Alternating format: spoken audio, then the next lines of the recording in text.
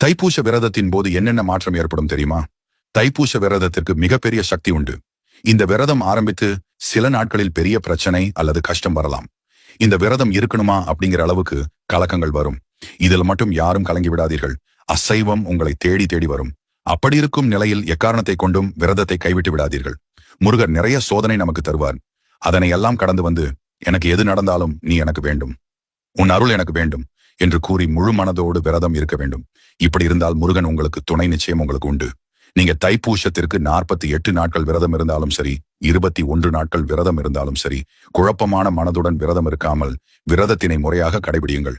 உங்களால் எது முடியுதோ அதை முருகருக்கு முழு மனதோடு பண்ணுங்க. முருகர் ஆடம்பரத்தை எதிர்பார்க்க மாட்டார். அவருக்கு உண்மையான பக்தராகி இருந்தாலே போதும்.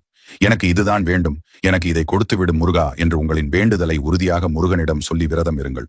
உங்களுக்கு எது நன்மையோ அதனை தகுந்த நேரத்தில் நடந்தே தீரும். இந்த விரதம் உங்களுக்கு பலவிதமான நன்மைகளை அளிக்கும்.